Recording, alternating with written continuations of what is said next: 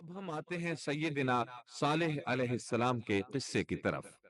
دن گزرتے گئے اور لوگ ایک بار پھر ابلیس لعین کے وسوسے میں آ کر کفر کی طرف پلٹ آئے، کیونکہ ابلیس کسی بھی شخص کو وسوسے میں ڈالے بغیر نہیں چھوڑتا۔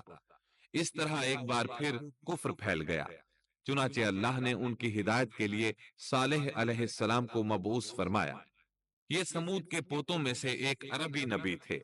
ان کا نسب نامہ اس طرح ہے: صالح بن عبید بن سیاف بن ماشع بن عبید بن حاضر بن سمود بن ارم بن سام بن نوح علیہ السلام۔ گویا صالح علیہ السلام کا تعلق قوم سمود سے تھا، اور یہ قوم قوم عاد کی نسل سے تھی۔ سمود کی قوم نے یمن کو خیر بات کہا اور جزیرے سے شمال کی طرف منتقل ہو گئے، پھر وہاں ہجر نامی ایک بستی میں جا ٹھہرے۔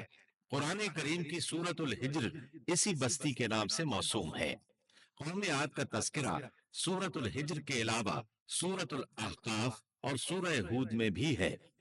اللہ تعالیٰ سورۃ الحجر آیت 80 میں فرماتے ہیں، اور ہجر والوں نے بھی رسولوں کو جھٹلایا۔ ہجر قوم سمود کا مرکزی شہر تھا۔ اب وہ مدائن صالح کے نام سے مشہور ہے۔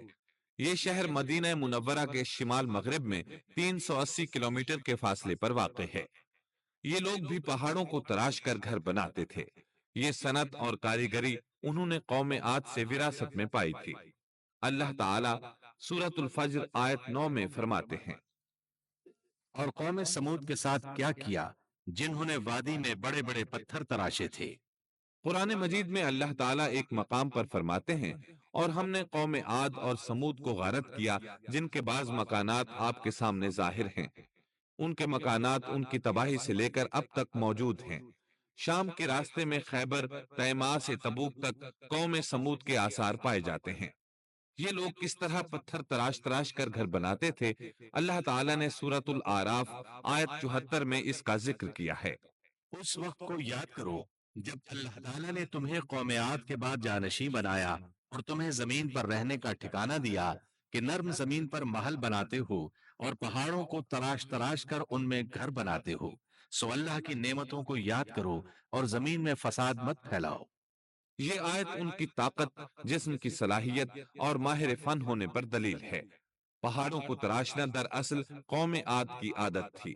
یہ بھی چونکہ انہی سے تھے، اس لیے وراثت میں یہ کام انہیں بھی آ گیا تھا۔ جس طرح اللہ نے عاد کو اپنی نعمتوں سے نوازا تھا، اسی طرح سمود کو ان سے بڑھ کر نعمتیں دی تھیں۔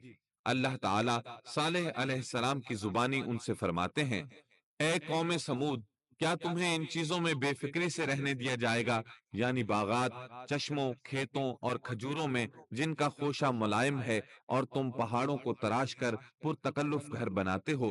بس اللہ سے ڈرو اور میرا کہنا مانو۔ لیکن ان لوگوں نے ہر طرح سے قوم عاد کی پیروی کی، نصیحت پکڑنے کی بجائے بتوں کی عبادت شروع کر دی۔ اللہ نے ان کے درمیان صالح علیہ السلام کو مبعوث فرمایا۔